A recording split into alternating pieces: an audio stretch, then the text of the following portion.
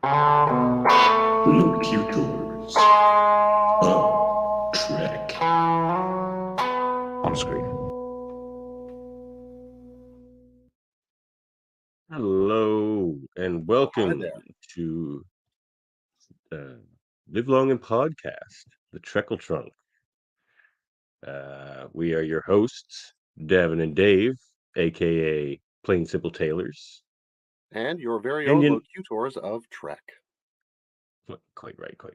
Seems I don't have a background on. Let me make this a prettier show for everybody. There we go. That's nicer already. Yeah, much better. There we are. Locutors Can't of carry Trek. it all myself.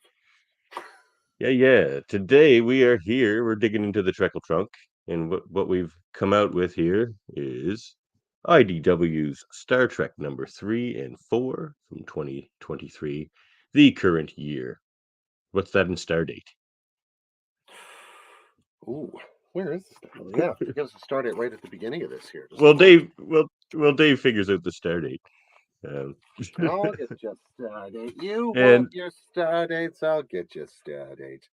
and also a comic we talked about on the Locutors of Trek episode before we split our show into several segments in shows in the science division here at Live Long and Podcast, and our own little subdivision of Locutors of Trek, of course, is the Ferengi, The Future is Female comic book. Oh, yeah. Right here. Great issue. That's a one-shot. I have still not got it. It's a one-shot.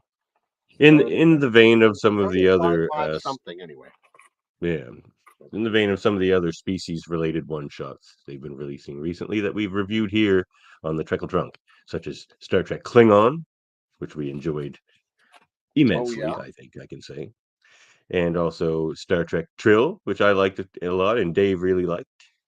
Oh, yeah, I really enjoyed that. Yeah, so these species one-shots have been quite good. Here we are. Looks like we might be Stardate. We pick up the beginning of chapter issue 4 at Stardate 55322.2. So we're somewhere in the 5500s, probably 55301 or something like that, around when issue 3 would start. It seems like it's a few days or a week or so before. Yeah, sounds good. So we might as well start off with Star Trek numbers 3 and 4. What do you think there, Dave? Written by Jackson Lanzig and Colin Kelly, and art by Ramon Rosanas. Did I spell that right? I hope I did. Rosanas. Yeah, it looks like Ramon Rosanas. Okay, good. Joe Eisman, pages 2 to 21. So we got a beautiful piece of cover art here with only a little bit of a hint as to what may be happening. And a little clearer shot for the thank you, viewers there. There we go. Yes, that appears to be Judge Q. Behind the very nice shot of the Theseus there. Yeah, I really like the amount of the ship we see in these two issues as well. You get some really good views of it from different angles, and you see some of the design choices that are getting made. So a quick yada yada of the first two issues. The Cisco is back. He's got his hand-picked crew, except for Data. He didn't handpick him. He got forced Data. But, it's not bad. Nothing wrong with that. You've got to be forced something. A Data, I mean, I'd take one. Not that I could own a Data, because he has personhood, of course. He has the measure of a man, you might say. Well, and so yeah, this something's killing the gods. Heads out to investigate the deaths of things they're choosing to call gods. We first lose the crystalline entities, right? And then some other ones maybe we're not particularly familiar with before that. But in issue 3, we find out if the Q are worried about this particular problem. So So the issue Prophet 3 sent Cisco opens. back to How deal many with it, pictures and do you have to throw up, Davan? images, The none, pages, just yeah. the I'm holding covers, them up. just to yeah. You can hold them up every now and then if you want. Sure. So we Mm, open on this lovely page of Yep. Tellar of Vulcan, or I Yeah. am Tellar, a Vulcan of Starfleet. Interesting character, new character for the book, as far as I know. Uh, Yeah, who's been, well, quite, he's clearly a genius. He's got a number of scientific awards and things, that sort of stuff. He's a young Vulcan. I doubt he would be more than about 40 or so when, by the time he gets on to, maybe in his early 20s when he's arriving here. I'm not sure. Given the dates, it looks like that might be the case. Um, but the story really opens on an interview between Dr. Crusher and Captain Cisco, in which she's trying to I like assess this. him once again. Yeah, well, that's pretty much what she's sent there to do. I don't think he picked her either. Actually, I think Picard sent her. Yeah, I think Yeah, so too. And she kind of comes clean during the beginning of this, saying what she's really trying to do is figure out whether some of what she is understanding to be physiological changes occurring within Ben Cisco's body are making him something that is demonstrably no longer human. And I think at that point, the question becomes, is he able to retain his Starfleet commission and command if he's sufficiently transformed, right? or at least, yeah, no longer himself, whether he's human or not. If it, is he control of all his faculties or not? Um, Precisely. And that for the doctor yeah, is, of course, the impending question. Do I have to remove him from command at some point? Which is, she's sort of a kill switch in this whole scenario, right? and she's a good person to send to do that because she'll relieve anyone of. She don't care. Like, she's done it to Picard, Yeah, and or at least she threatened reminds a to. bit of her resume here, which is cool. Yeah, true. She's like, I was the only one left in the universe once, so like, you're welcome because I saved it because it was just me. So Yeah, it's just, yeah. well, She's I think your little prophets and all that stuff is big. Well, I was the only one left in the universe, but I love that exactly. callback. Actually, this conversation is my favorite part of the issue. Um, I think Um, they're fresher in your mind than mine. I've read them a few days ago.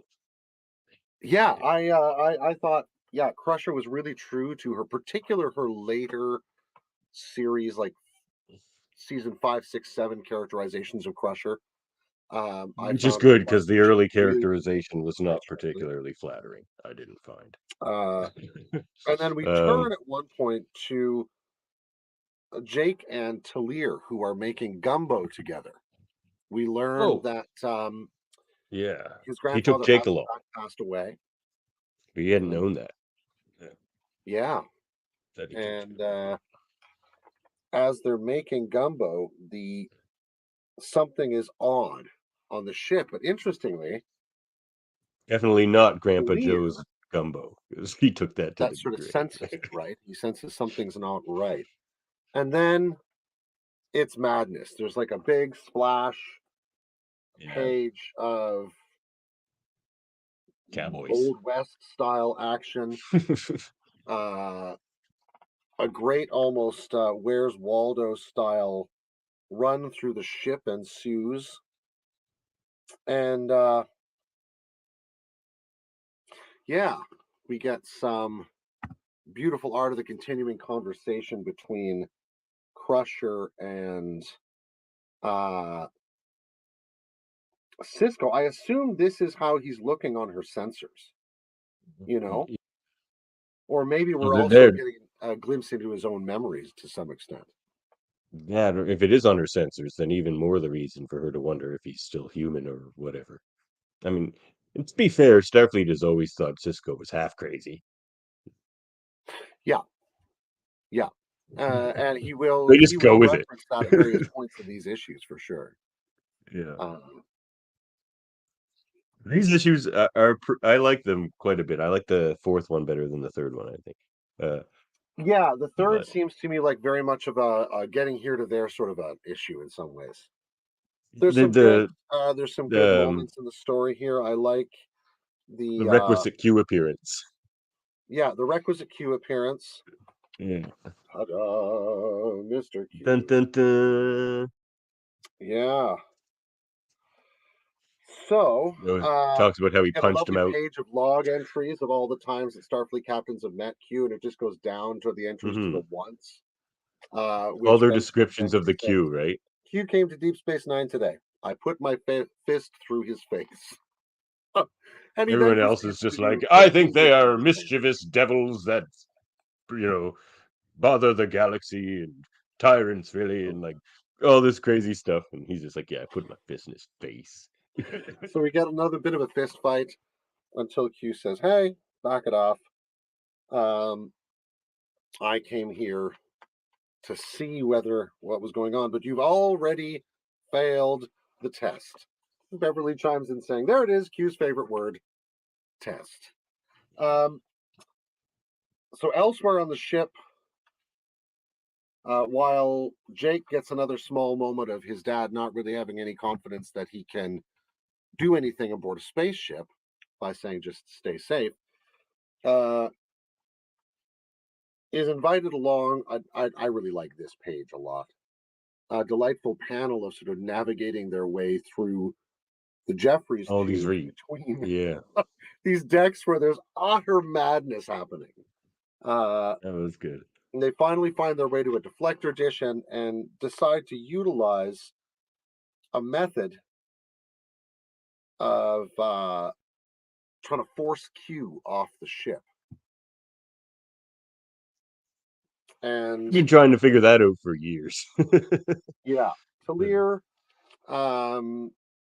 sacrifices himself. It looks like he's just vaporized in this particular panel. And so Q decides this time to take on an engineering or security uniform, which he's not done in the past, and wants to make a deal with Cisco, Indeed. saying, don't you dare let us down. It seems the Q are worried about this assassin of the gods as well. Mm. We get a nice joke from Worf about having to wear a stupid hat. He's been on the ship like 10 minutes and he's like, I've already been in a stupid hat, which I quite enjoyed. I am not But a merry man. Then we come back to sort of page which beautifully mirrors the other end. But what we see here, just a moment, where there's gumbo getting eaten, there's all sorts of stuff. Beautiful things are happening. But Tellar here in the middle looks like still has a wound of some kind. Mm-hmm. And that, I think, remains an enduring mystery for this story so far. What does Mm-hmm. that wound mean? And did it carry through from before Q reset everything? Or is it some form of, well, I don't know. What do you think?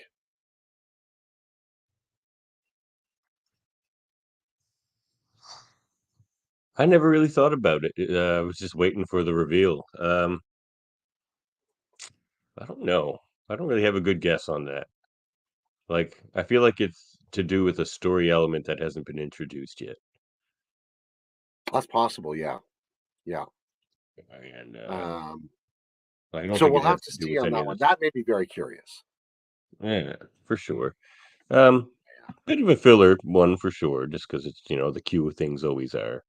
Um, pretty fun. I like that he brought Jake along because one of the problems I had, like I started off quite positive, and you and cousin Dave were like, I don't know, I'm skeptical, and I started to lean your guys' way a little bit after issue 2, I gotta say, and Mm-hmm. then issue 3 because it just like it wasn't the Cisco return we wanted because he didn't get to reunite with any of the characters that we know that he knows really, and Mm-hmm.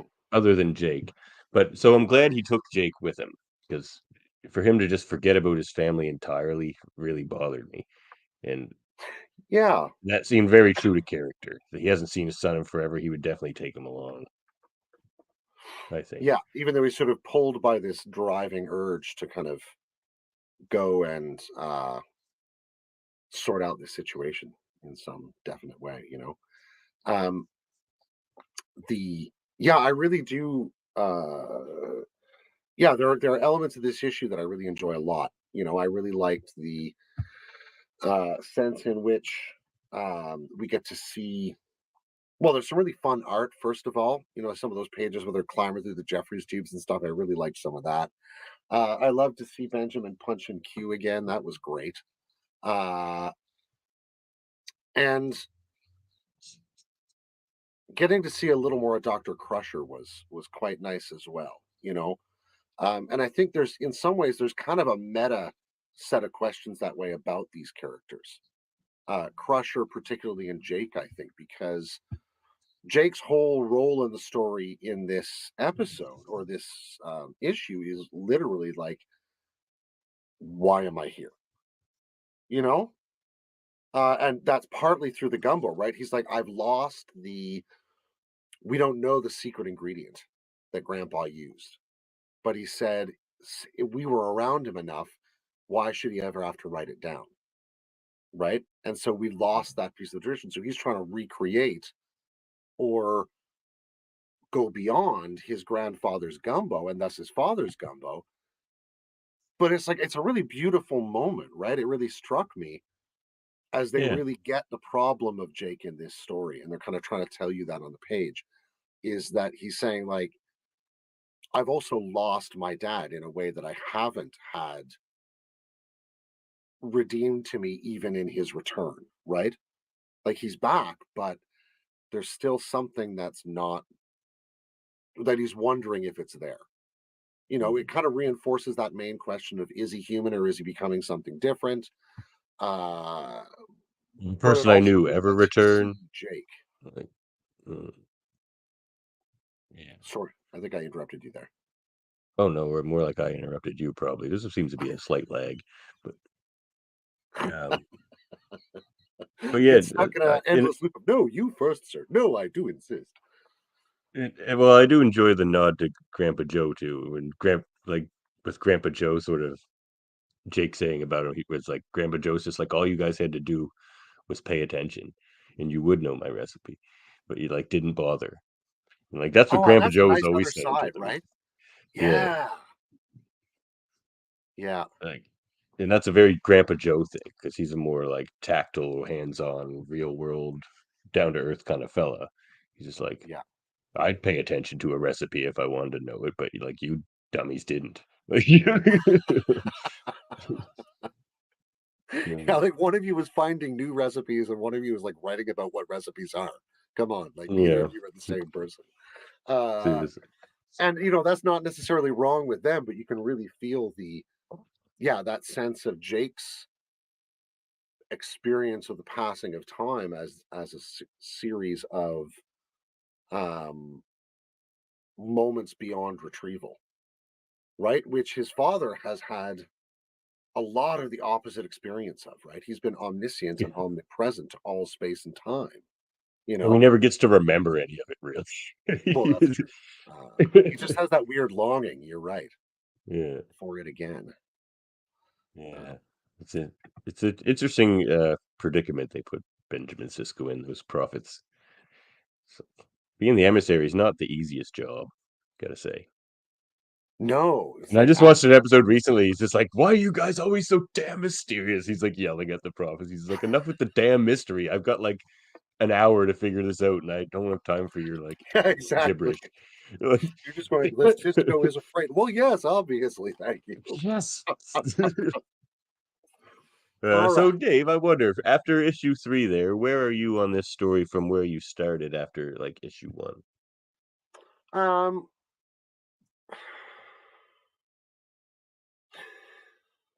well, where I am right now is I am really enjoying that this story is getting told in a comic book format. In the sense that there are moments you can dwell on in this medium that I think film doesn't handle as well.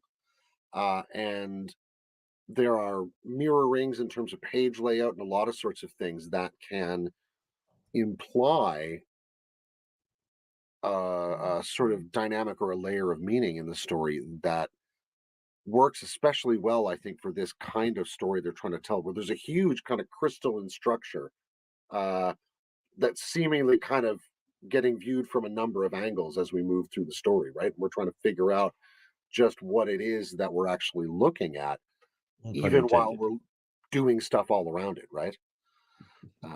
So I really like it in that respect. I don't, my sort of head canon how Cisco returns, I think is somehow different than this, but I'm really enjoying Headcanon it. has hard with that idea, even in like speculation. Like, what is a satisfying way for like? Because Cisco's at his best when he's not dealing with all the profit nonsense. I find when he's just being the kick-ass Starfleet captain is my Mhm. favorite. And you know himself, the cook, the Renaissance man. Like this, he can do anything. Like just like Avery Brooks. Um, Built a space sailboat. Come on. yeah, man. Yeah. So it's like hard to think of an idea that brings him back because it'll have to be back from them in all that metaphysical storyline stuff. But like, do you just like have them set him back there and then he just goes back to being the captain guy? Like, it's hard to figure like 'cause that Yeah. seems like a clunky thing they wouldn't do in a story. Like they would have to play out that profit business a bit. But now you raise another question in my mind. Like, what, and this is precisely because of Q's repeated use of the word Messiah, right? He says, "Oh yeah, gods choose their messiahs a bit at random sometimes." He's really quite snooty about it, uh, but it's an interesting point, right? In one of his very famous final texts, Walter Benjamin talks about the human species as shot through with what he calls a weak messianic power, right? That we have this orientation toward the future that doesn't necessarily uh, begrudge the future, but expects it. And so, under ideal circumstances, works toward the arrival of that future in a way that will give it fruitful possibilities, right? Mhm. It's why we work to try and stabilize our economic circumstances so our kids will have a good, safe, well provisioned place to grow up, right? And that sort of thing. Oh And yeah. it got me thinking that, like, the question of that sort of chosenness, because that's what Messiah means, right? It's the Mashiach, or a Messiah, is literally an anointed creature, right? And that's what it means, coming from sort of ancient Aramaic Hebrew stuff. But that sense of being chosen for a task, I think always does carry with it that dynamic of, is it the right choice? Are they up to it? Can they bear what will be required, or what is implied in this task?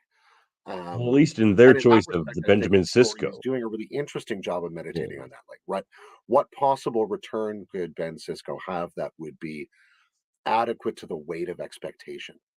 You know, Yeah. Yeah. So like what would you do? gosh, um, I part of me would want uh the whole story to involve the return of that Dominion fleet out of the ether. Oh, that's a good one. Why didn't you bring up that number last episode? No, because we did our last Locutors Oh episode. We man, did our top 5 storylines that shouldn't have been dropped and no, I neglected. absolutely should have. I Oh totally, no, well. you're right. It was a failure on my part. Ah, yeah, then it's all a success in the end. We'll call it a win. Yeah, But yeah, like, we I would like to tie it together with some of that stuff, right? Like, tie it together with both, like, the physical weirdness of the wormhole, but also like an indelible relationship to Bajor that both Starfleet and Circumstance could stretch because they want him doing stuff that isn't there, or they want him sent other places. And yeah, like you could do a lot of fun stuff with Ben Sisko kind of flipping around the recipe of, or the ratio of emissary and Starfleet man inside him, you know? I like that actually. That works. Good job, Dave, because it has that kind of metaphysical element where it's just they're appeared out of nowhere, this fleet, and Yeah.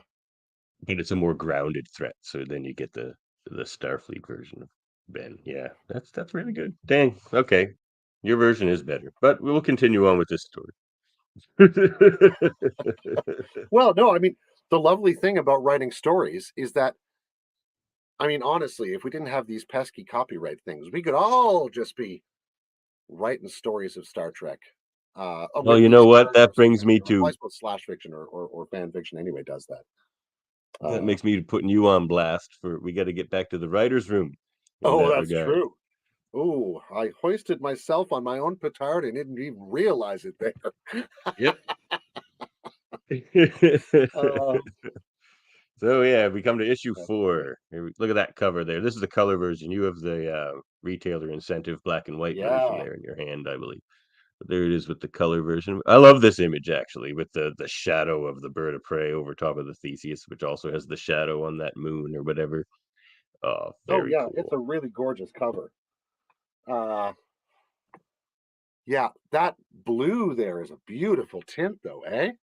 Yeah, I yeah, it really really is. like that. That's some nice coloring. So Hmm. this, Let's compare. Throw up the black and white version there. Yeah, so that's more like still very cool. It's a oh bit of yeah, a maybe a bit more ominous and it shadowy, um. but less pretty.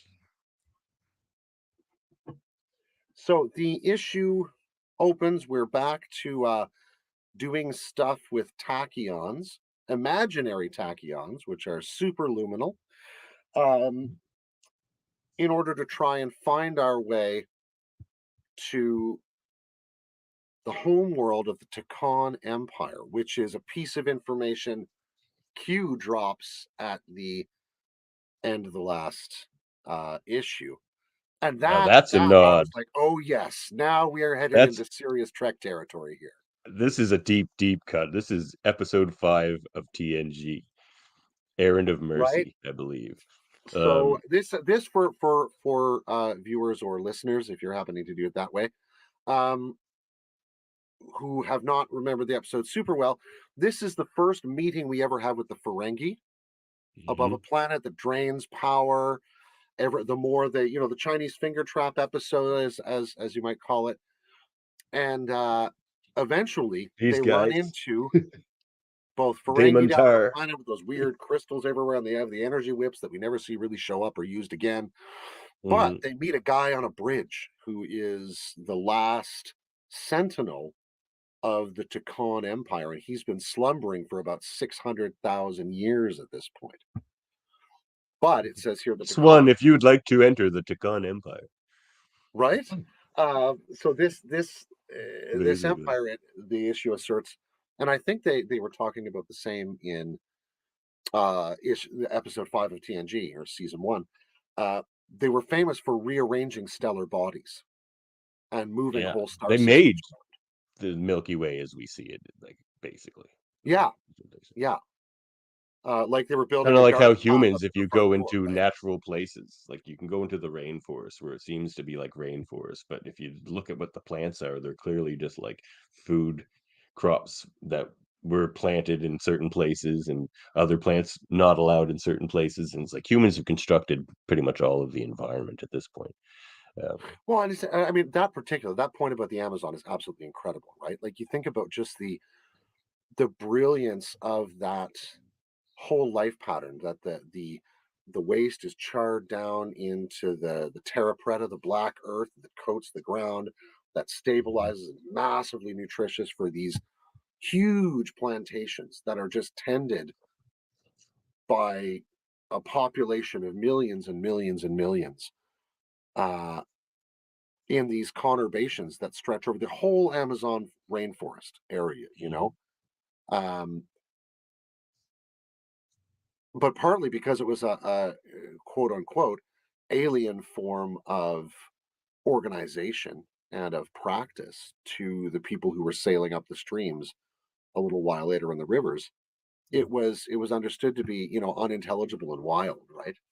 They wouldn't have found that we didn't find it until we were shooting lasers at that stuff later, 500 years later. Yeah. And here they mapped the entirety of subspace in one night. Yeah, that was quite the feat. It's an impressive feat. It is, yeah.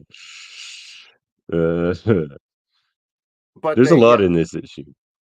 Though I will say, like, I wanted the point you made earlier about you're glad that this story's in a comic book. I will say I've always really enjoyed Star Trek comic books because I think it's perhaps, if not the best, one of the best mediums for Star Trek, because you can have it appear and flow almost like a television episode, but with budget constraint reasons in television, you can add so much more, like that scene of them running through the Jeffries tubes and it changing and it being madness and all that stuff. And it, especially with Deep Space Nine, the Deep Space Nine comics, you can have Odo really be a changeling, the things he can do. yeah. And because that was one thing about Deep Space Nine, watching it, you're just like, for a changeling, he mostly just stays as this guy. He's just He this does guy. become a duffel bag on a couple of occasions, and Duffel do bag. other things. But yeah, it's What's he definitely doing? one of those things where the Being small Falk. screen is hampered by its budget. I'm sorry, you may be hearing my Yeah. dog losing his mind in the background as well. I don't know. I hope it's not Down too Apollo. well. I can hear him. Yeah, that's funny though. Yes, Down bold Apollo. Apollo is telling someone that they shouldn't have knocked at the door. I think. Big tough Amazon guy is getting scared away right now, I'm sure. Oh Yeah. well, he thinks he's a toughie. Davan's Yeah. met him. He's a big he's a goofball in the end. Yep.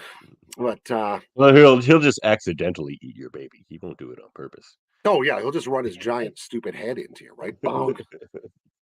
Yeah, Yeah. I've worried he's concussed me more than once when just trying to play. So he's just got a big hard head. guy. Yeah, yeah.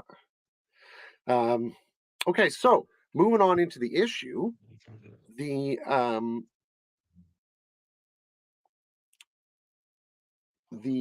Theseus is chasing down the heart of the Takan Empire, and as they're moving, they come upon this absolutely gorgeous space world. Isn't it a Dyson sphere? Must be something. Well, you can see a star behind it, perhaps. Oh, okay. So it may, like, if you look right there. Oh yeah, you're right. The right page here. Just a second. There's something popping up on there. Yeah. Unless it's a you can see binary what looks system. like a star behind it on the page. So it may just be something that's built, but it's clearly the size of a number of planets. So it's either a Dyson sphere or some sort of just massive. It'd encompass a planet. There could be a planet in there. Yeah, that's true. There's some really cool theories on how to do that and preserve workable gravity and atmosphere further and further up from the surface of the Earth. So you sort of effectively used it all up, and at the very edge, even though you still got breathable atmosphere, you're kind of floating around at about 0.8 G or something, right? It'd be pretty cool. Yeah. I just want a space elevator, man. That'll just make the whole thing so much easier. I know. I've been wanting a space elevator for so long because it seems kind of practical and within our grasp.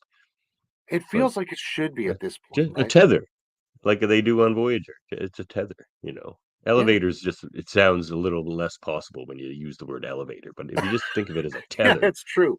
When what you're really doing is like running a bead line up and down a rope, right? It's not so exactly. crazy. No, just a really long rope. Yeah. But we've got that much rope. It's not that much rope. We have that much rope. Well, I think we must be able to produce that much like graphene encrusted stuff or something, right? Because graphene is so bloody thin, and there's really easy methods to produce it now. You look at all the roads and like telephone lines and stuff. Like you can. There's plenty of cable. Get it together, ruling class. Come on. Yeah. Rule better if you're going to Take rule. note. But we're taking the power back. That's right. The People's Revolution Through will be for a space elevator. Through holding to our Starfleet principles. That's right. We want spaceships, and we want them now. So they decide to go in there. Data suggests that it might be a good idea not to do that, and Cisco looks at him and says something like, "Why would you ever imagine me to do that? You know exactly why I'm here." And so they head inside this thing where they find there's something like a giant brain or being or something in here, right? It's not entirely clear, but it looks like there's a huge amount of what could amount to neural type tissue. This whole station has been built essentially around a giant Boltzmann brain in space, right? But one on a scale of planetary magnitude, right? It's larger than a gas giant by the looks of it. So a brain that size, you can only imagine the computational power. There's a guy actually. There's a fun scientist who's kind of on the edge of um, theories about the character of life, and we talked about this in an earlier episode at one point. A guy named Rupert Sheldrake, who propounds really, really interesting, but so far, of course, untested um, hypotheses about how you could test for if a star were intelligent. How you could sort of see if there was something like Turing test for the stars. movement of signal in a brain happening in a star, right? It's like it's a giant electromagnetic furnace. It's entirely possible that it could be doing what amounts, in our words, to thinking, right? It created a polar vortex the other day. Right? Did you see that? I Crazy. certainly felt that sucker go by. Jeepers. I think my No, I mean, vision has to hide there from the was a bottom of polar the boat. vortex on the sun. Oh, really? This flare came off of it, and it, instead of just like flaring off and dissipating away, it created a vortex. You can see the image of it. They got it with the James Webb, and it creates this like Wow. swirling Oh, I'm gonna vortex. have to look that up. It's That's pretty cool. crazy. Yeah. But so as they're entering into this thing, they begin to learn a little bit more about it, and they detect something else approaching. Dun, dun, dun. Dun, dun, dun, dun, and it Who could it is be? I'm sure the cover didn't spoil this at all. right here.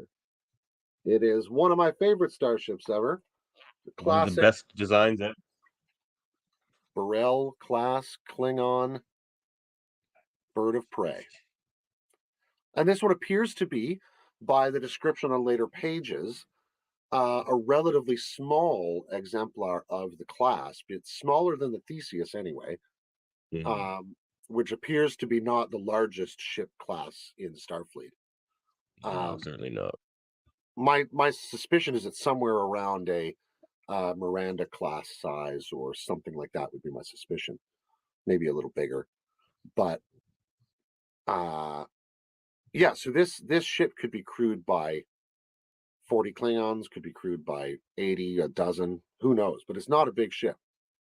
But as Tom Paris notes, the Theseus is built to run, so they can come after this ship pretty fast and not lose her, given their low profile and Theseus's maneuverability. Tommy So they're P at the chasing them helm. in. They absorb a couple of photon torpedoes as Scotty is arguing that space is getting what he says thick. It shouldn't be getting thick, Captain.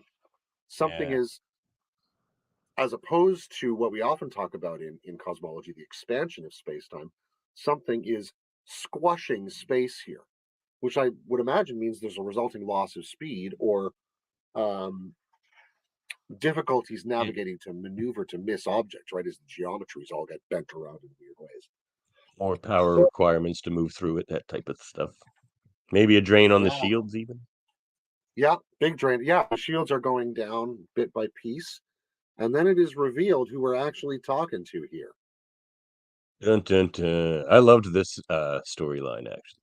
This is a great idea. And when I saw him on the page, I thought, oh, this is smart. And makes Mhm. sense of the earlier mention that we'd seen where they go and pick up Worf from Konos. The antagonist here is Kahless, Emperor of the Klingon Empire. And Kahless the second. mhm, he has and in a way it's interesting, right? Because this kind of picks up on a theme from Deep Space Nine itself. You remember when the great poet comes back through the wormhole and he tries to Mhm. reinstitute the caste system on Bajor. Akaram. Yeah, I feel like this is another view on that theme, you know, because here's this other guy who has Kales's memories and remembers Molor and his deal with, I think, something that turned out to maybe be the Romulans or something else, I forget.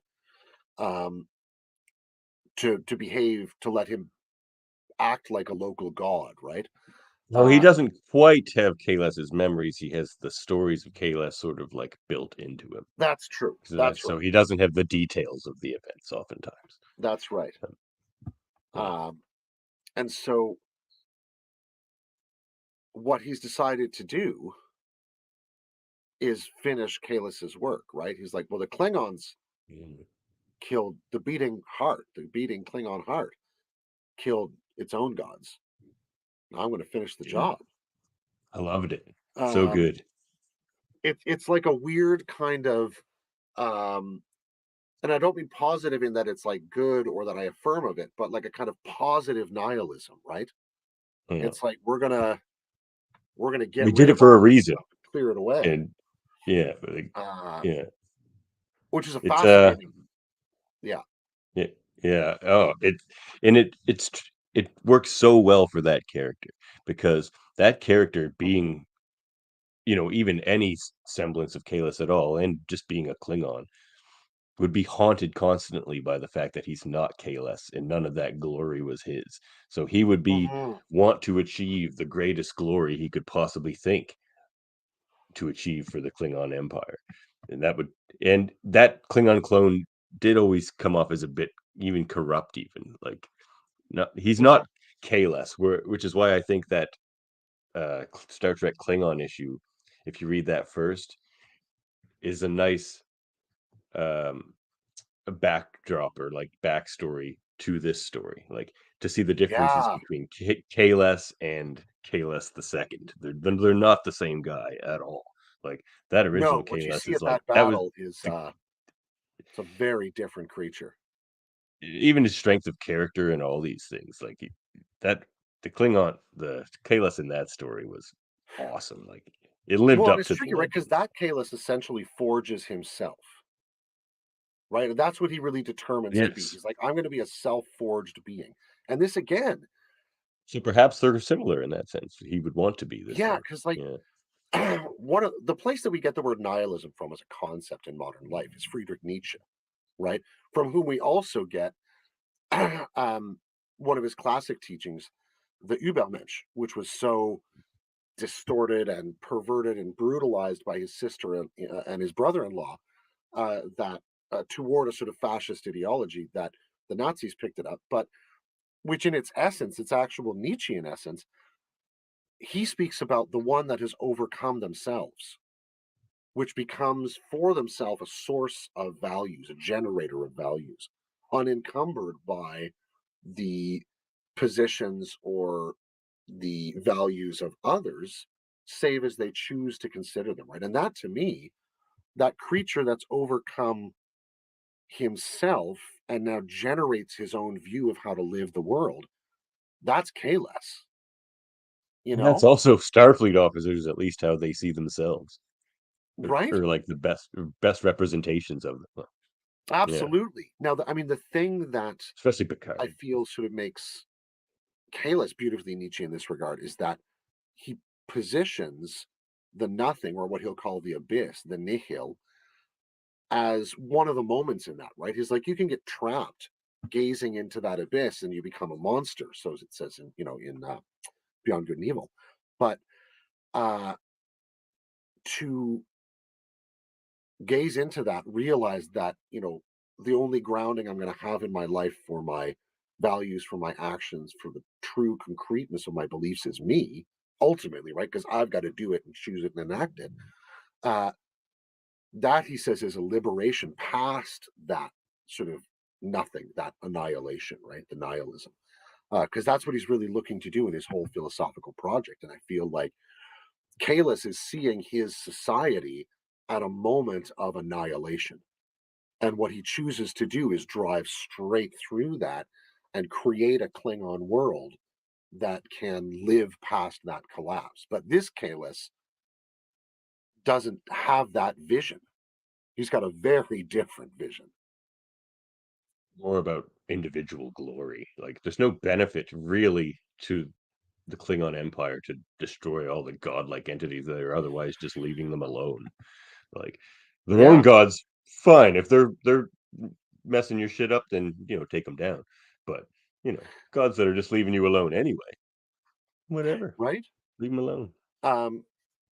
Yeah, and that I think shows that he's been more influenced by his contemporary experience among the warriors of this sort of decadent moment in Klingon society, where the Softer. warrior and the personal glory stuff has become like the sole object, really, of that sort of fraying culture. Yeah. Yeah. Yeah, Oh yeah. man, this is my favorite issue of the whole series so far. Me too. It's very good. It would make a great episode of Star Trek. Oh yeah, yeah, absolutely. It would make a great Yeah, episode of Deep Space Nine for sure. yeah, yeah.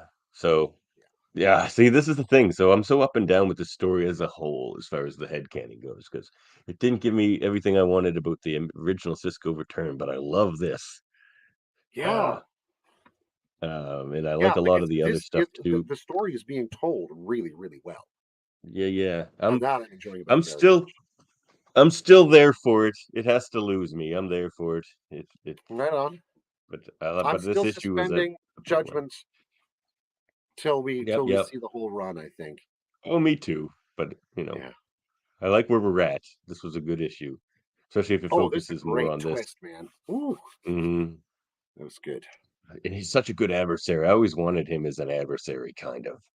The the Oh, second Kalos, because classic he's Federation not versus Kalos. Klingon You fight. want to hate him, especially after reading that comic Yeah. book issue. It's like, no, Well, screw this big Kalos. and Like, now that I think about it, in the last issue, when Tellar and Jake are running through various places, and there's one spot where there's one officer dragging another officer away, and he's saying, "Oh, come on, no, is that Kirk? Is that Core? Oh, this is the Organian Peace Treaty." Like, there's a wonderful like that. I didn't uh, realize that, but that's a really clever piece of foreshadowing right there. Like, you're gonna have a Klingon Federation fight coming up. lots of deep cuts in this. Yeah, man. All right, up All next, right. Star Trek Ferengi. The Future is Female One Shot, written by Christina Rice and art by Andy Price. Here's the cover here. Awesome cover. Great art. Looks just like Quark, looks just like Moogie. Oh yeah. Awesome. Not my station. This is the sign Quark is holding while sitting on a box of one gross of self-stealing stem bolts. Says right there. Oh, that's right. So Yeah, it so is, that's the isn't it? size of a gross of stem bolts right there. You can sit on it. It's like an apple box. Uh, yep. So set the So scene for us here. I haven't I read this issue shall, in I a few shall. weeks at this Oh, rate. yes. Yep. No problem at all. We have find ourselves on the greatest place in the galaxy, Deep Space Nine. Indeed, Deep Space And Nine. there we find ourselves there with Morn, of course, in his chair. Keep it warm. And we find Quark trying to sell Julian on a bottle of Sluggo Cola. 43% live algae. And of course, Julian just wants a root beer.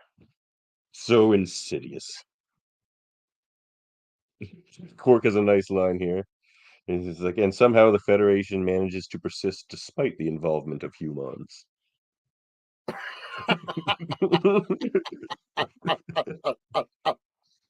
And she was just like, "Indeed, we do persist." Such a sheer thing to say. Oh man. Quark's frank appraisal of humans is I think just one of those like deflations for the balloon of our head that we always need. Nice shot of Quark. Yeah, he really is. And he's just feeling a little Great off. He art. says maybe he's due for a Moogie visit. But Mhm. why, he says, should I want to leave this wonderful latinum generating establishment? And then he sees what we see as someone in shadows in a cloak. But Quark knows who this is, or at least sees more than we can see. So he follows this individual, passing our favorite, the original Tailor, on the way. There's Garrick there, Indeed. who says, "Quark, has the latest shipment of Kanar arrived yet?" And it has not, unfortunately for Garrick. It has not arrived. The Dabo table, unfortunately, Lita says, has been paying off big all day. Ooh. So Quark says, put an out of order sign on it, and he'll take a look at it later. Interesting image here. There's Cisco coming back from playing baseball on the holodeck. Dax there, Worf. So this, I don't know if we get a star date, but this takes place This is set sometime. somewhere season 6 or 7, I would or season 6, I would suspect. Yeah, sometime after, a fair bit of time after um Moogie starts wearing clothes and Yeah. all of that kind of stuff. What is that? Family Business? Maybe that episode. Yeah. Um, so Quark is following this person and like, ha, sees them go into a doorway. And Odo's here. He was here because he has a problem with Quark. But Quark's like, I got no time for you. You always have a problem. And he keeps following this individual. And eventually, knock, knock, knock, the individual knocks on the door of Rom's quarters. And Rom's like, get in here fast. And Quark's just like, Rom, why am I not surprised? And look who we have. It is a female Ferengi wearing clothes. Quite scandalous. Quite scandalous, I Indeed. must say. And she just says she wanted to go to Quark's bar. It's a Ferengi run establishment on a prominent space station. Why would she not want to check that out? And her name is Amron. Rom tells her she shouldn't be walking around like that.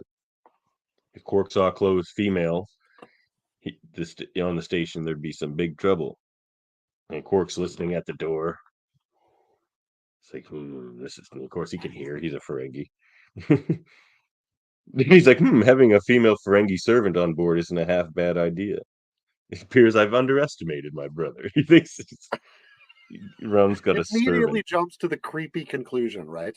Of That's our Quark. course. This is what he would have done. Um, So she's saying how inspiring and exhilarating it is being so far away from Ferenginar, because of course females aren't allowed to leave the home world. Very impressive culture. As much as we love the Ferengi, it was time for a change. Yeah.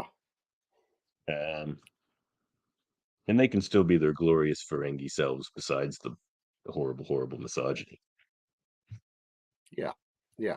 Ideally, I think once they, it'll take a generation or two, but once the Ferengi realize the market value of all this, they're going to be cool with the whole thing. So That's Quark comes in and Rom's just like, I knew I shouldn't have given the override code to my room. Of course not. Of course not, Rom. That's the last thing you should have. Oh my God, he is a bit of an idiot sometimes. yeah. So, I love Quark's just like, especially, he's like, it's not bad, especially after you get those vile clothes off her and burn them. She's like, the clothes stay on. Rom, I will not tolerate outbursts like that as long as she is staying here. He's just pulling the super like, is that female talking to me? Oh my god. Quark. So Rom's like, let's get out of here, Amron. He's just like, you can't take her out in public and clothed. Loathed. I like it that his Yeah. hand kind of looks like some weird Diplodocus in that picture. It's funny. Oh, yeah. It does too. It's like Good, dinosaur. good catch. Awesome. Good catch. Yeah. Amron says, Ishka didn't exaggerate about you. And he's just like, wait a minute, what does my mother have to do with this? So eventually he finds out from What Rom. doesn't she have to do with this? Yeah, exactly. Ishka, and Rom is helping her, is smuggling females off of Ferenginar. Which I think, okay, I'm going to stop right here for a sec. Fantastic. That should have been an episode. Get rid of Wrongs Darker Than Death or Night and make this episode. Like, because they didn't Oh, follow. I could have made that in the last episode one of the plot lines they shouldn't have let die, but they did bring it back in a comic book. So, yeah, they never followed up on the female plight on Ferenginar, and that's a huge story. yeah. Uh, But I mean, you can interesting. absolutely see it being a total expression of that now voiced possibility of greater equality, right? Mhm. So then he's just like, Mugi has been funding a covert operation to sneak females off Ferenginar. They get the passage to Deep Space Nine, where they arrange additional transport to the Gamma Quadrant. So they're hiding the females in the Gamma Quadrant. It's an interesting choice. um, Yeah. maybe this is a little bit before the Dominion War. I'm not sure. Um, But they also had made friends over there. They may have found True. somewhere to stash them, you know? Yeah, very good point. Um, who could they possibly be meeting up with in the Gamma Quadrant? He wonders, and then he remembers Hell, who we may remember from Oh, the Deep Space right. Nine episode, the female Ferengi who was pretending to be one of his male waiters that fell What a in love with great him. And he episode. great episode. And Pell is a great character. Yeah. So yeah, Pell is in the Gamma Quadrant now. Like what a team! Moogie and Pell and Rom. Man, Ferenginar has some real friggin' freedom fighters here. Yeah. Union men and women. Heroes. Heroes. So here we are. The torrential rains of Ferenginar. It seems to be gleaming outside at the moment. Yeah. Um, Looks about right. a good gleaming. Well, I mean, you would know. You spent a lot Look more at them. time with Ferengi than I have. Yeah, fair enough. Fair enough. 2 semesters. Huh? But look at them just trotting through the swamps. You can't even get anywhere without trotting through a swamp. Oh, they must have like the best like rubber boots in the galaxy, man. Well, they're mentioned. There's an episode that mentions Ferenginar boots or Oh, that's galoshes. I think right. it's Ferenginar galoshes. Like, yeah, seriously. Like, I want a pair of those. Yeah. For fishing. Give me some Ferenginar galoshes. So yeah, Quark walks into his family home. Nice spot there. Very nice. Big trees around on the swamp. We never got to see the outside of their residence before, so that's interesting. No. They have their landing pad there, like on the front yard. Whereas I suppose you would, instead of your like in these future societies, instead of your driveway, you have your landing pad Yeah. for craft. Yeah. Right. He's just like, Moogie, get in here. And she's like, what's all the racket? Oh, it's you. She's like, still wearing clothes, I see. He's just like, give it a rest, man. You've lost that battle. Such a stick in the mud. But the better Ferengi than even he is. She's like, did you make a deposit? To enter someone's home, Nice. you have to pay them. He's like, why would I do that? She's like, if I'm going to get yelled at in my own home, you're going to pay for that privilege. I love Moogie. Moogie's the Oh, best. she's awesome. He's just like, tell me what you're doing with these insane plans and that sort of stuff. She's just like, you're a good boy. She loves Rom. Of course. So Moogie's been funding this whole thing because, as we know, Moogie's shrewd in business and has managed to make a fair bit of Latin. Yeah. And so yeah, she's. Oh no, she says that's not true. My bad. He accuses her of that. She says no, they've been funding their own passage. Fair enough. What she's doing So is other helping him females are to out there. undertake business. Yeah, And I exactly. would The other suspect what females she's are making probably profit. doing, if we looked into her accounts, she might be Mm-hmm. doing something like the sort of microcredit loans that were really popular, and I think still are Oh in many sure. cases in Southeast Asia a number of years ago, right? That were like very, very small amounts that would let somebody sort of get their way going, and then if they had the lobes for it in Ferengi society, they could run Mhm. with it from there. You know, There are some ladies with big old lobes out there. So on I know Ferengi. you're a lobe man. Didn't choose Ferenginar for no reason. There's good schools everywhere. Could have gone to the school of Boleus. Yep, Yeah. yep. Nothing wrong with checking the highlights of the scenery while you're there. No, exactly.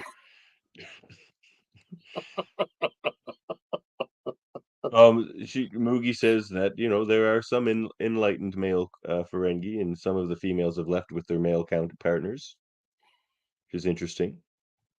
Hmm. He's of course just like male Ferengi escorting their mates, fully clothed, no doubt, off this planet. I don't know who I am anymore. He's like, you're not my mother. Who is she? Who are you? Why did you replace her? Like, Oh, so good. and then they hear a buzz at the door. Somebody comes rushing in out of the Glemin. Um, um, it seems to be an accomplice of hers. I don't think we get a name. Oh, it's Kelso. Oh no, she's talking about. This is Bong.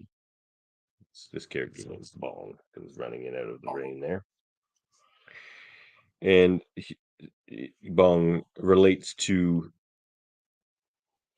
Ishka. Says, it's Kelso. He's been arrested by the Ferengi Commerce Authority, and they know what he's been up to, and they confiscated his ship. So the person who's been getting these Ferengi women Oh, off of the planet. So they've lost their main transport to Deep Space Nine. So that means that Karov is stuck here in her father's house until her father returns from Ryza. ah, That was someone they were looking to get off.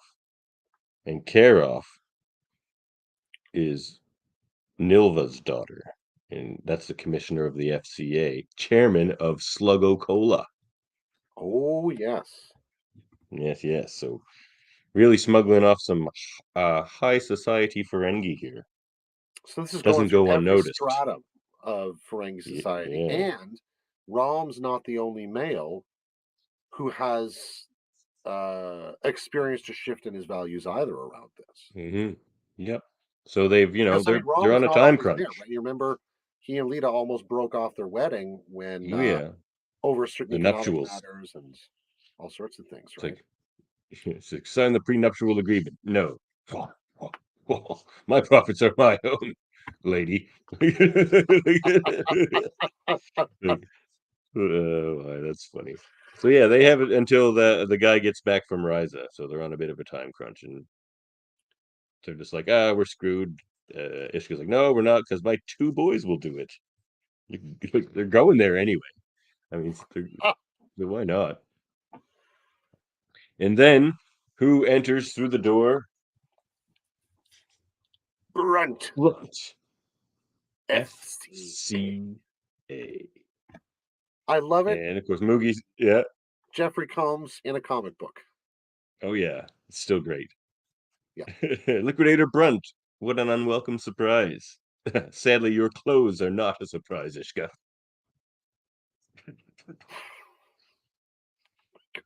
Oh, yeah. Quark's or Brunt's just like, Quark, how nice of you to spare me the trip to Deep Space Nine.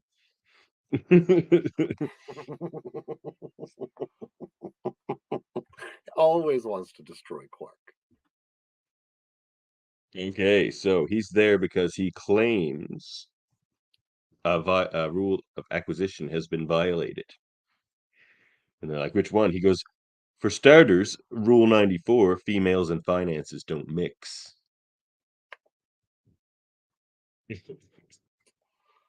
And Good old 94. there's a rumor going around that female Ferengi have been leaving the planet, and they've been receiving funding to do it.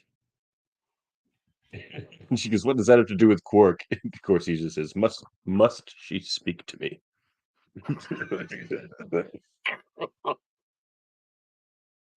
Oh, God, Brunt. The worst. But he also says, why it has to do with Quark and why Brunt is here after Quark in the first place is because when a female violates the rules of acquisition, it's the head male that must atone. So he gets to come after Quark. Gets to come after Quark, which is, of course, his favorite thing to do. Oh, that makes his day. It's like such a personal vendetta that doesn't really make a lot of sense, other than that he finds Quark offensive for not being Ferengi enough. Like, yeah. And Rom just is like even worse. His whole family Quark really is like the most ideologically Ferengi guy in his own mind that he can imagine, right? Yeah, exactly. It's always his first instinct, but he has a conscience that overrules it sometimes. That's true. That's true. Yeah. So in some ways, Brunt isn't really wrong. You're right. That's true. Yeah. Oh no, he's not.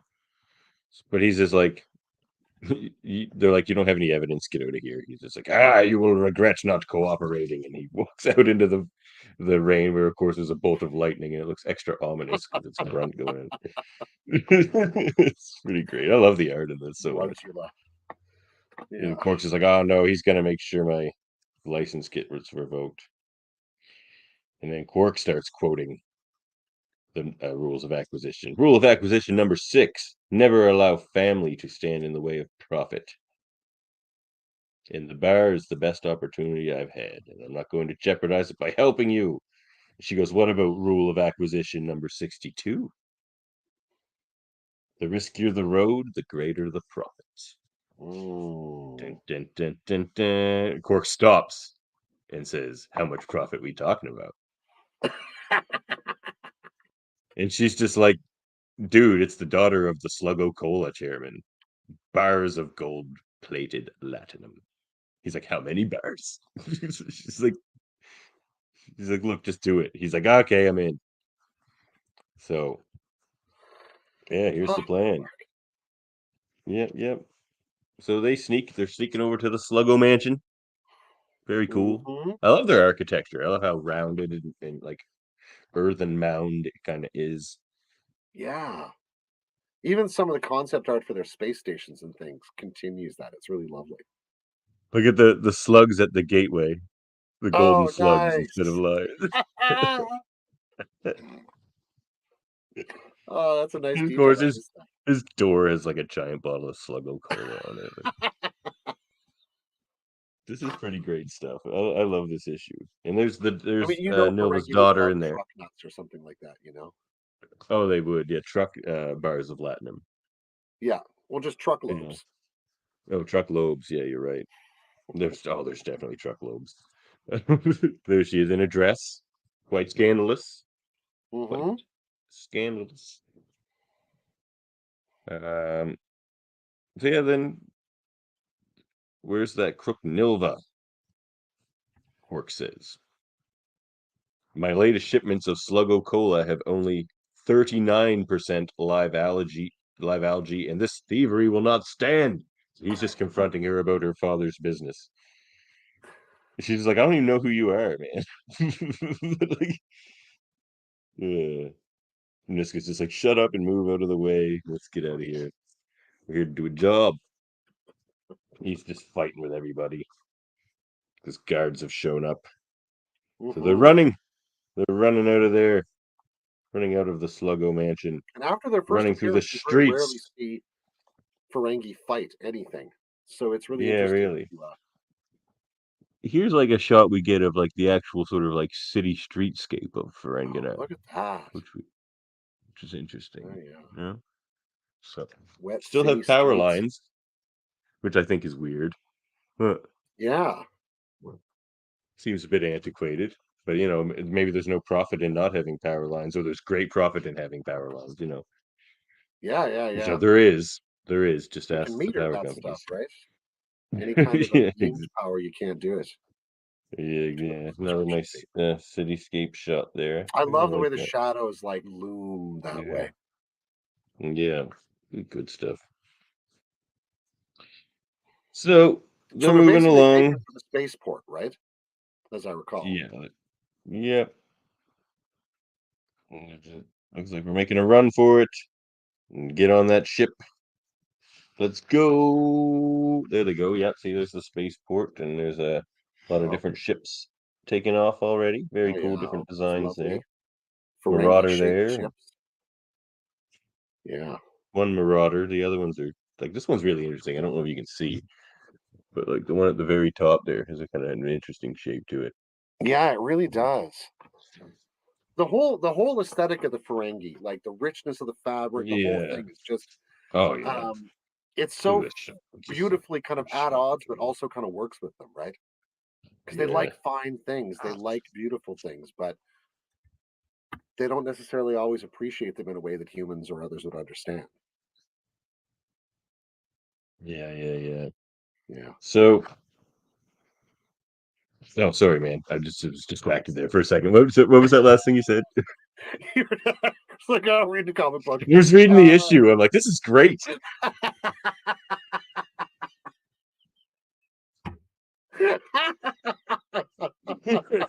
You can't put I mean, this episode or issue in it's a front of good me. sales pitch for an issue, for a one shot.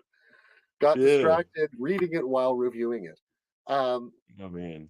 I don't know what I was saying. Let's just keep moving. Sorry, man. This is a good issue. I'm gonna have to get a neural stimulator on there for you, buddy. So they need a distraction. Moogie's just like, oh, I can do distraction. So Moogie's gonna be the distraction. She just walks up to them, the guards, fully clothed. Nice outfit. She says, I am Ishka, daughter of Adred, and I am here to demand equality for all females of Ferenginar.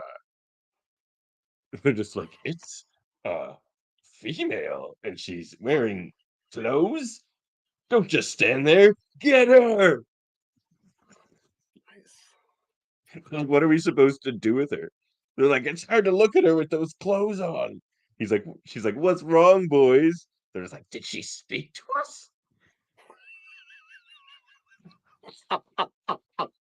The weight of taboo is just defeating them in their own minds. It's great. The way Ferengi men panic so hard, like they just lose all like semblance of themselves as soon as there's a clothed female or a female talks to them. They're just like, what is happening? Like, Oh man, cannot hold this together. Quark's just like, if nothing else, Ferengi are predictable.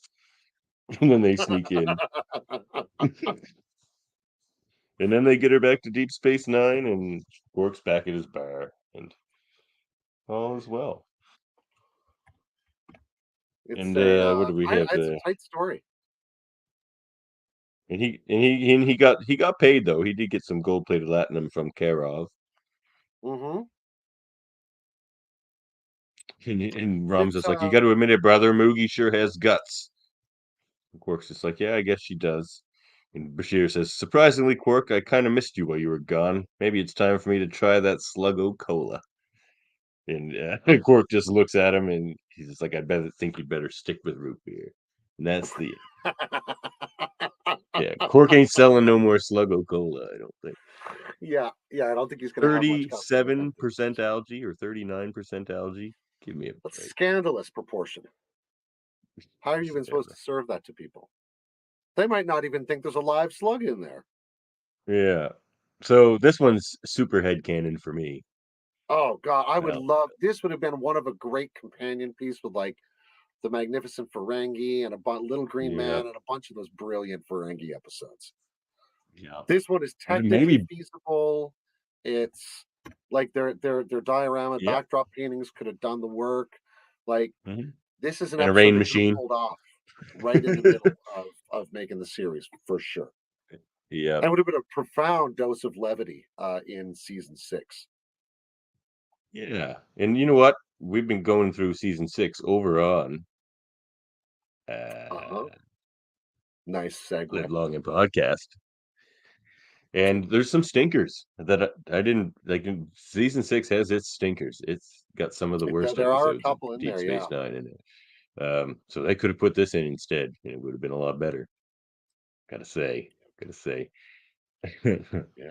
You okay? So Let's where get else out of can here. we You can find you around, Davin? Yes, exactly. Well, you can find us on Facebook, YouTube, and Twitch, and wherever you get your podcasts. Yep. We are the Locutors of Trek. Contact us at locutorsoftrek@gmail.com in the audio only version wherever you get your podcasts. This is a class, or we are a science division production of. No, we're not. This isn't the science division. Forget I said that. This is our Locutors of Trek division. But we have a science division here at Live Long and Podcast, which is a proud member of the United Federation of Podcasts. This whole hierarchy, I get it confused sometimes. Which it's difficult. Folding into the larger org, it's tough. Not here at Live Long and Podcast. We have the Command Division where they review the shows. And, they're doing Deep Space Nine at 9 right now and Enterprise at 8. And, of course, Picard's coming back on next Thursday. So we'll be reviewing that. You looking forward to that, Dave? Picard I Season 3. think I am. I was really mixed on the second season, but I'm interested to see what they're coming up with for this year. Yeah, You know? that's where I'm at, too. I'm pretty hyped on it, Season 3, just to see everybody back, the band back together. And we have the Science Yeah. Division where we do things like Class L probes. We have Geek Tall yeah. challenges. We do all kinds of crazy stuff over there. Trouble with trivia, fun times. And of course, here we are at Locutors of Trek at the station, as we like to say. Right here. Where can you catch me? You can also catch me at X Rated, the X-Men animated review show. We're quite what are we, 9 episodes into season 4 now? I think so. We're getting there. This series is almost over, but it'll be just in time for X-Men 97. So we're looking forward to that. Check out my co-host Andre at the Graphic Histories podcast just today. His second part of his interview with David Cullen, comic artist extraordinaire, just went up. And also Hold Up, a movie podcast with me and Chris Murphy. Next up is our episode on journalism featuring Network. The Year of Living Dangerously and Nightcrawler. Nice. And the Super Mater Brothers, they review the reality. What one? Nightcrawler. Oh, I haven't seen it. I haven't seen any of these 3 movies actually. So it's looking forward to it. Yeah, it's an interesting watch. Yeah. Fair enough. My co-host Andre over at X Rated loves that movie, says it's one of his favorites. Oh, right on. He said the same. He said he liked Atomic Blonde too, and I wasn't so big of a fan of Atomic Blonde, which we just watched for episode. Don't waste your time. You're not 14 anymore. So it's Super Mater Brothers. They review the reality shows. I think they're doing Survivor right now or very shortly. And there's the Merry Mater Marvel Society with cousin Dave, myself, and Jaemeel. We're going to be reviewing Ant-Man Quantumania as soon as it comes out. Which is very, very soon.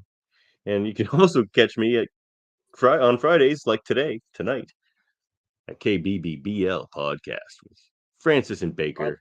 Francis, another Tailor, from time to time. Mm-hmm. And we're having cousin Dave on, and cousin Eamon, Dave's son, will join us for the Crepes of Wrath. And also check out the Hellbound podcast with Alex Blackburn, Michael Chan. They talk about horror. I think they just have an episode that just came out as well. Check that out for sure. I'm going to. And Trivial Debates. Next up is about love for Valentine's Day. The next Trivial Debates. They're debating the finer points of love. Amore. Yeah, the finer points of amore. Get a little bit of Ars Amatoria going on there. It'd be lovely. Well, that is all of us here at the United Federation of Podcasts. So why don't we get out of here? Any final All right. thoughts?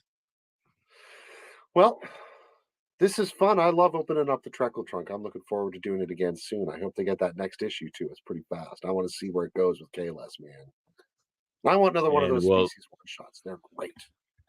and the spin-off will be coming out soon too, where Worf's Oh, getting a really? spin-off out of this story. I think it's called Star Trek Defiant, and has his team that features Lore Nice. and B'Elanna Torres, among others. So, Nice. Very interesting. Well, well, on shall we? that exciting note, end transmission.